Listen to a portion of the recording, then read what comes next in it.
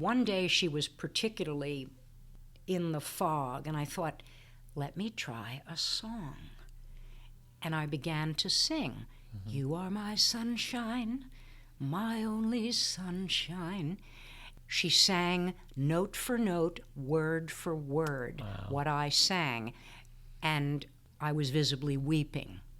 This is Caregiver Storyteller, produced by CaringKind, the heart of Alzheimer's caregiving. Hi everyone, and welcome to Caregiver Storyteller, a storytelling podcast about Alzheimer's and dementia caregiving. I'm Chris Doucette, and I'll be interviewing caregivers to get their stories about Alzheimer's and dementia caregiving. Occasionally, I'll also interview the authors, advocates, researchers, healthcare professionals, and people with Alzheimer's and dementia to hear their stories too. So, are you ready? Here we go. My name is Cynthia Hawkins Legorreta, Cindy to my friends. I live on Union Square, and my relationship to Alzheimer's and dementia, I lost my two elder beloveds, the mother of my heart, Miss Kitty Spompanato, and most recently my birth mother, Lucille. And I cared for her at home. Were you the primary caregiver for both? No, Kitty was actually in a nursing home, and she was well cared for, but in a very official nursing home setting.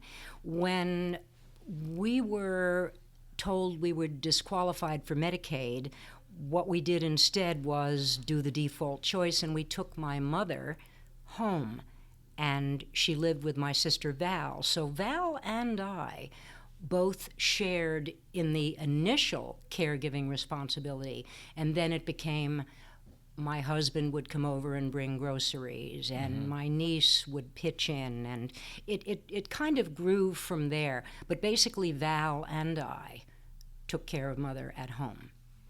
And you made a distinction between the mother of your heart and your biological mother. Tell me more about those two women and how you, I know how you met one probably, but how did you meet the other who was a friend of yours? Well, Kitty was Sancho to my Quixote. She lived in the neighborhood, and we just became very good friends. And I suppose it was just that simple. It grew from there. She was actually just about the same age as my mother, my birth mother. They were both petite, feisty little Italian ladies, and they had so much in common. Where did you live when you met her? I have lived on Union Square for the last 43 years. Okay. And so we buddied up in the neighborhood, as you often do. You get in a conversation with someone, and the next thing you know, you see them again in the supermarket, and before you know it, you're great pals.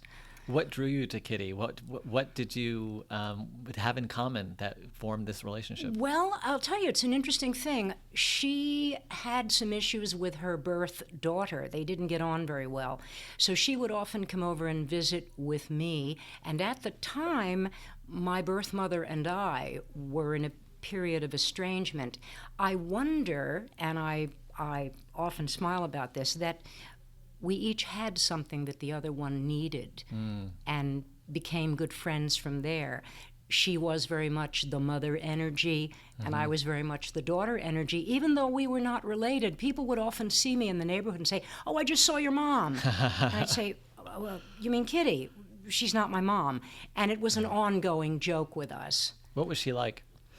She was adorable. She was strong and bright, and like a lot of women of her generation, including my mother, did not get past high school, but had a wisdom and a greatness of heart and a kind of capacity that made her so sought after by people in trouble or people who just wanted a good dish of spaghetti.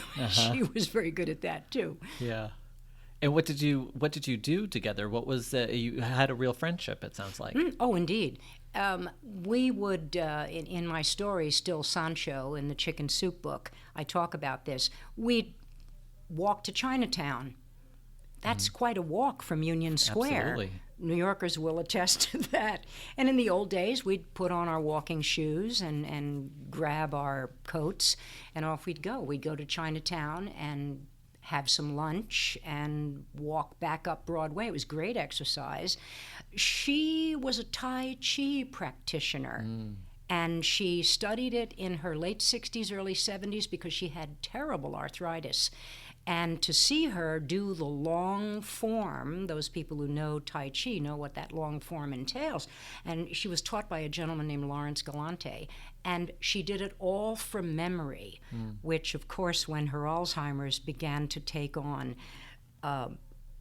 was very sad to watch because all those things that she had learned to do began to fall away, as is often the case with Alzheimer's. Talk about that. How did Alzheimer's kind of introduce itself in her life, and how did you see that play out? She started using, and I know other people have heard this and seen it in an elder beloved, she would start using substitute words when she couldn't remember something. She'd say, the whatchamacallit. And I often chided her about it, and I said, no, come on, you're being lazy. I didn't realize that she was beginning to lose language. And one day I called her and I said, what are you up to? What are you doing today? And she said, I'm cleaning. I'm cleaning the big white thing in the kitchen. You put food in it. She could tell me the function of a refrigerator, but she could not name it. And the same thing over time began to happen to my birth mother, loss of language and the ability to express oneself. And at first, it presents as a sort of compensatory. My mother said once, you know those white things, you pull them out of the box one at a time. She was talking about tissues. She couldn't name or come up with the word tissue. Yeah. Kitty had classic Alzheimer's, which I think, I'm not a doctor, but it progressed, the downhill path was much more relentless, and not just language loss, but mobility, orientation, spatial sense, selfhood, the things that define us, she began to lose them. My mother, what happened with her was there was slippage. She was always a good bookkeeper. She always knew how to balance her checkbook, and she could do it blindfolded. She began to start having problems. And we just, as is often the case, shrugged it off and said, oh, you know, Mom's busy, she's preoccupied, and whatever. But then she began to obsess about the fact that her bank balance wasn't quite what it should be. In the old days, that never happened. She'd simply go to the bank and print out whatever slips she needed. But she began to drift away from the kinds of coping and just life skills that had been hers forever. Who is the caregiver for your friend Kitty? Well, Kitty became ill, and her daughter, I'm sorry to say, predeceased her.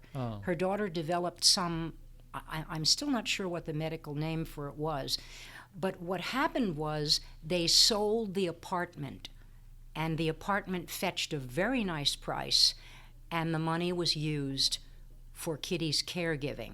She was at a place which was formerly the home of the Sages, I think it was called, on the Lower East Side, and she was well looked after. My mother was cared for at home, as I said, but Kitty was but Kitty was in fact in a very fine nursing home. How did you cope with your friend's Alzheimer's then during this period? I mean, that must have been tough for you to see her decline. I did some homework to sort of keep my despair at bay. And I learned that people with Alzheimer's, even though they will lose language, they often don't lose hearing, a sense of smell, and a sense of touch. So what I would do, since Kitty and I would often cook together, I would bring things with me to visit when I would, on visiting days. Garlic was a favorite thing, and you put that under someone's nostrils. Well, she's Italian, right? Yes, indeed. Whether they have dementia or not, and it's quite a pungent flavor and smell. And she would pick up on it. And one day I actually had lavender in her hands, and she took a very, very large inhale, and with enormous effort, said, "Lavender." And she had not spoken since I don't even remember when, and I was just close to tears. But Wow. I was able now and then to sort of tease a response out of her, and whenever I did, it was enormously rewarding. What about music? Did she have favorite music that she would listen to? Well, I mentioned in my story, Still Sancho, I used to sit with her in her wheelchair, and by then she was no longer mobile at all. And I would take my forehead and I would literally lean my head against hers. And one day she was particularly in the fog, and I thought, let me try a song. And I began to sing, "You are my sunshine, my only sunshine." She sang note for note, word for word, what I sang, and I was visibly weeping. Yeah, yeah. So yes, she absolutely loved music, and it was one of those moments. And I tell people who have a loved one with dementia, whether you're home caring them or visiting them in a hospital or a nursing home environment, watch for those. They're golden moments, and particularly someone like Kitty or my mom, with whom you have always had that beautiful open dialogue. It's a treasure, and it's a memory. When they're gone, God rest them, you'll have that. Yeah. And I do. I think of that story and I smile. Yeah, yeah. And at about this time, your mother was also diagnosed, right? We took her to a very large institution which had a geriatric clinic and practice, and we decided that there had been enough slippage, enough absent-mindedness. By this time, my mother was saying things like, those people outside, the workmen who were doing renovation on the wall, are talking about me. Someone has come into the house and they've eaten all the food. Now, my mother was suspicious and wary of strangers by then, so we would go shopping and bring food, and she didn't want anyone in the house except me or my sister. So I would bring food, and I knew that no one had come into the house. So what we did was we decided it was time for a clinical evaluation. And we had kind of come to the end of the anecdotal part of all this, and we needed professional guidance.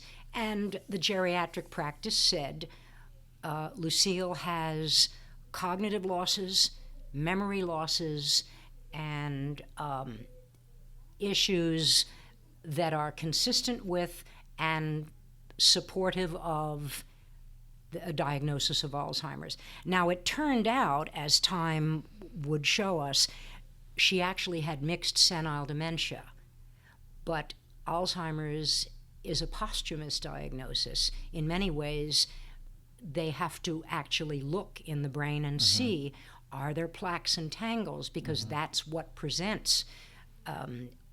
My mother may or may not have had those, but she did have memory loss, combativeness, anxiety, paranoia, personalization. It's raining. Oh, the rain is something to do with me. And so we got a diagnosis, and then about a year later, by that time we knew we had to move Mom out of her apartment because she couldn't live alone safely. We went back, and the memory losses and cognitive losses were consistent with time going on. Not as relentless, as I said, with classic Alzheimer's, but there was definitely dementia, and it was something that we could not by that time ignore. Were you able to end your estrangement with her by this time? Very interesting.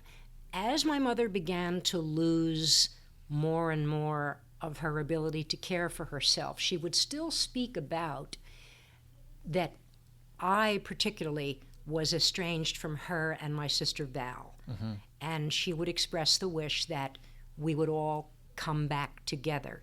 Ironically, my mother's illness was precisely the thing that did it.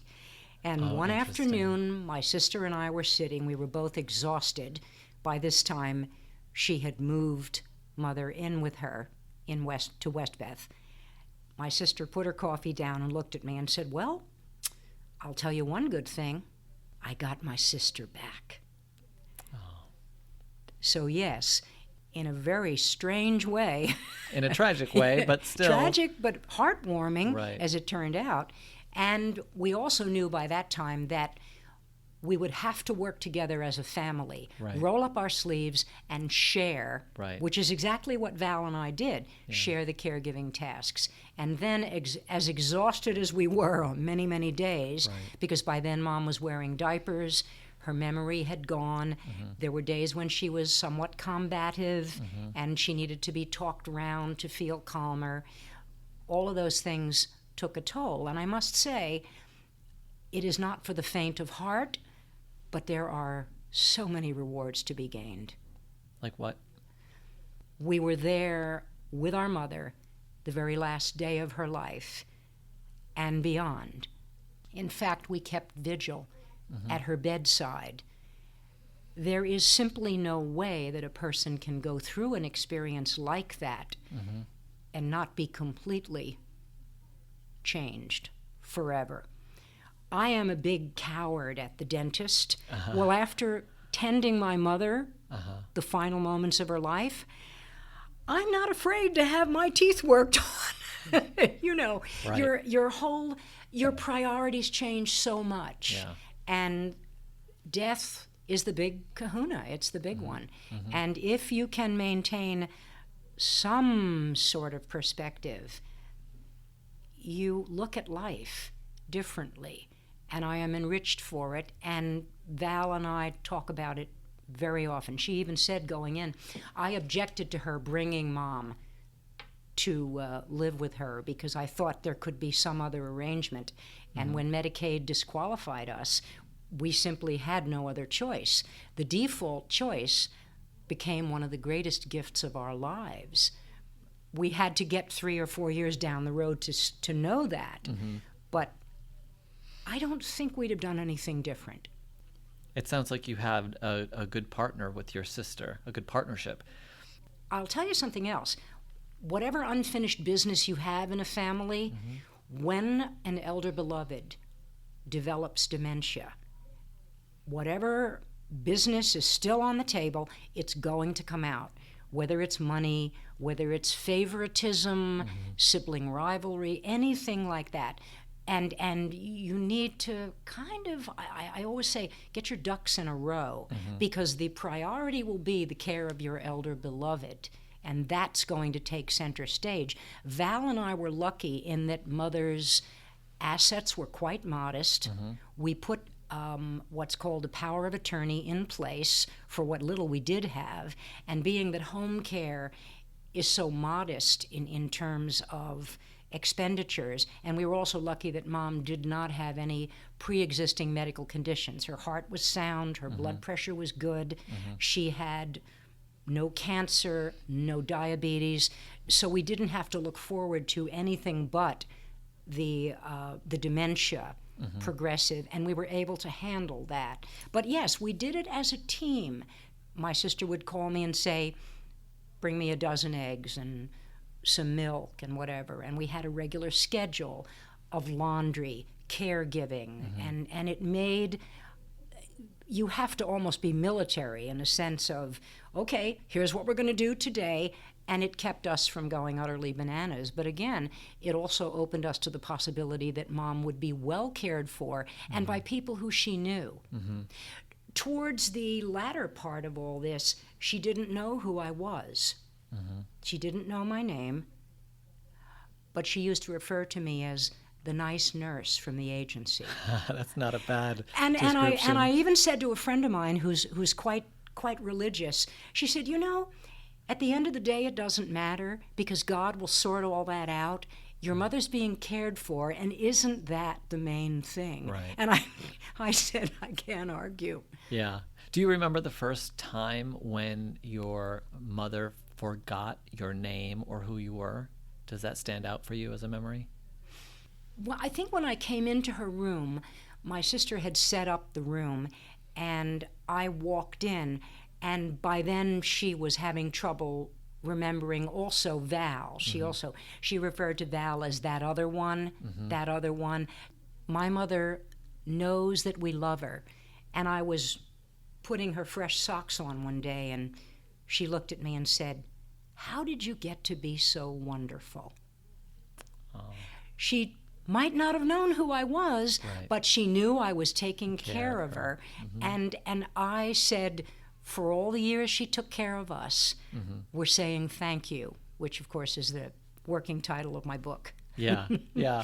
How did you equip yourself with the Well, knowledge and skills to I was handle very it? lucky in that doing the kind of work I did as a building manager and super and having pets at home and doing laundry and cooking, I had hands-on life skills.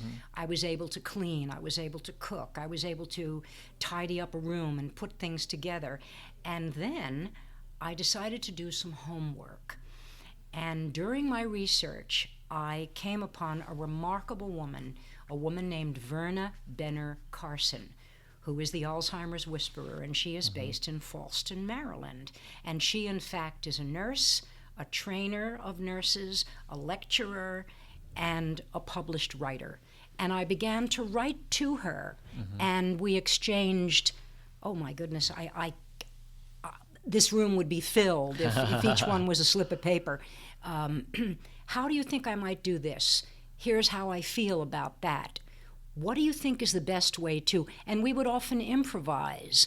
I'm toileting my mother. I'm diapering my mother. Here's what I think would be a good way to do that. How to roll her over in the bed and keep from distressing her and making her feel too anxious. And Verna would come back to me and say, "That's a great idea." And so often it was a combination of improvisations and thinking, what would I want done to me? What would I want done for me? And that's easy when it comes to a bath. My mother couldn't get in and out of the tub, so I'm a great fan of many things Japanese. So I put a little step stool in the tub, covered it with a towel, helped her to step in, made sure the water was not too hot, and I cleaned her. The first few times she was quite anxious, but after a while she knew that that nurse from the agency was here. Right. And there was that bond of trust. Yeah. And maybe she had, in a way, a deep, deep memory. This is your daughter. This is one of the people who loves you so much and is going to see that you're comfortable and clean. I'll never know that one, but I think that may be true.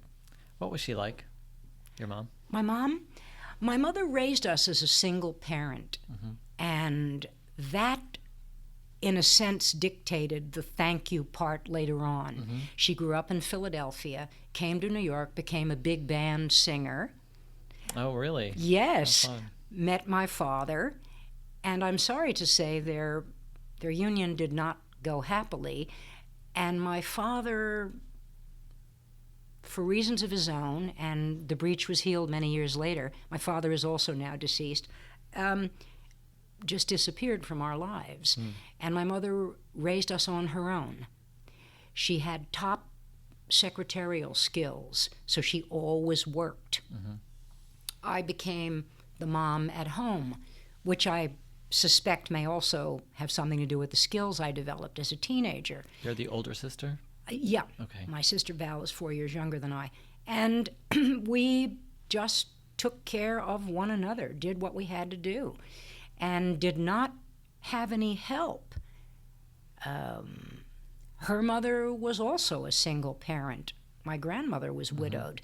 So the tradition is strong in our family of powerful women.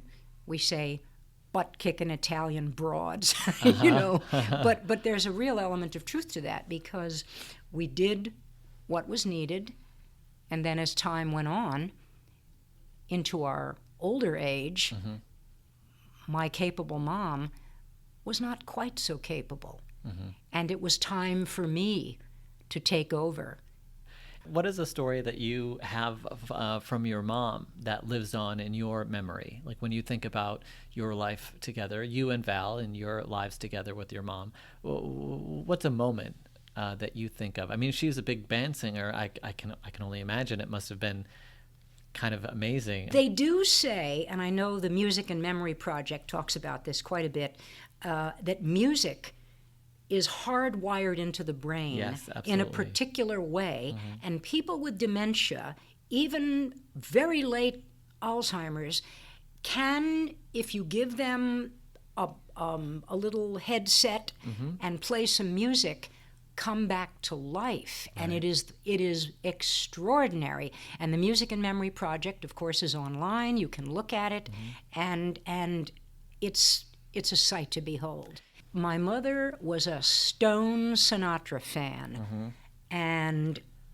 we are, all of us in my family, lyric mavens, and we will recite lyrics to songs and chuckle about it. My sister and I just spoke about something yesterday, and late on in her dementia, and this must have been perhaps 2 months before she died died in June of 2017, apropos to nothing, she was walking in the living room, and she stopped, turned to me, and said, "My story," and then she took a beat and said, "is much too sad to be told." Those are the opening lines of I Get a Kick Out of You. When we were children, we listened to that record until we just practically wore it out. The lyrics were intact in her mind. Right. She was able to say, "My story is much too sad to be told." And when Val and I picked our jaws up off the floor, we realized that there was someone, the porch light was still on, someone was still at home. Right. It's one of those golden moments. So if she died in July 2017? She died in June 2017. June 2017. Yeah. We were with her the last... She stopped eating, and she did not get out of bed that final week. And that final week, my sister and I were at her bedside constantly. Her eyes were fogged over. She was not speaking at all. She was no longer verbal. And we would come and go and sit with her. But the sounds of life continued. The dog would walk in and out. The television, the music, the phone ringing, the sounds of life were still there. And I think that's very important because hearing, I imagine that parallels the idea of music. Right. It remains. Right. How did your life, and Val's life too, change after she died? My sister brought Mom to live in her apartment, and just not having Mother's physical presence there created a real tear in the fabric. Even though it may have been stressful, even though there were moments when we wanted to tear our hair out, Mom was gone. And the other thing is when our mother, before we moved her in, and Mom lived out in Queens, whenever Val would have a loss or a win, she'd call Mom up. She'd reach for the phone.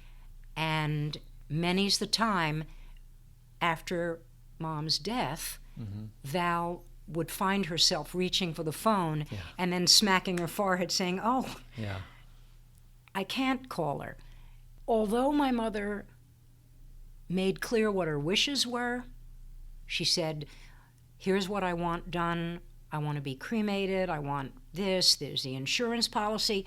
Those loose ends were tied up because my mother, being thorough, thought to do that. So we never had to say, Val to me or me to her, "God, I wonder what she wanted." No. But still in all, there was this change. Our mother is gone. And we were lucky, we were even, I would say, blessed, that when Mom died, I was 68 years old, and my sister was in her late 60s, and Mom was 95. We have many, many memories and years and so much to look back on. They say when an old person dies, a library burns. Well, we have a lot of that library, and luckily for me, I'm a writer by training, and by it's my dearest love to put words on a page. So this will live on. We're reaching already to the end of the interview here, but before we end, if you were to meet someone who is just now on this journey of caring for someone with Alzheimer's and dementia, what's your advice? What is the thing that you tell people or encourage people to do in order to take care of themselves or take care of others? I would say first, learn as much as you can. Knowledge is power. Knowledge is also good information. Reach out to others. Don't be shy. There are into the millions now of people caring for an elder beloved with either Alzheimer's or some kind of dementia. Talk about it. You may be very surprised to know that someone on your block, it happened to me, or in your building, has a similar concern. Talk to your pastor, talk to your doctor, talk to a neighbor, talk to someone at your school, at your place of work. Reach out. The power of story is not just linking us together, but it's the power to comfort us as we tell each other what this journey has been about. Don't be ashamed to be angry, to be enraged. There are bureaucracies that will not do the right thing. I can tell you that for true. And if you do this with open hands and a full heart, you will discover within yourself and within your family riches which are absolutely intangible and beyond golden. That's a great way to end. Cindy, thank you so much for coming in and sharing your story. My pleasure, Chris. It's been a gift. Thank you so much for listening. If you'd like to share your story, go to caringkindnyc.org/podcast. Maybe we'll use your story on the show. We'd love to hear from you. Please subscribe to this podcast and leave some glowing feedback. We love positive reinforcement. I'm Chris Doucette, and you're listening to Caregiver Storyteller, produced by CaringKind, the heart of Alzheimer's caregiving.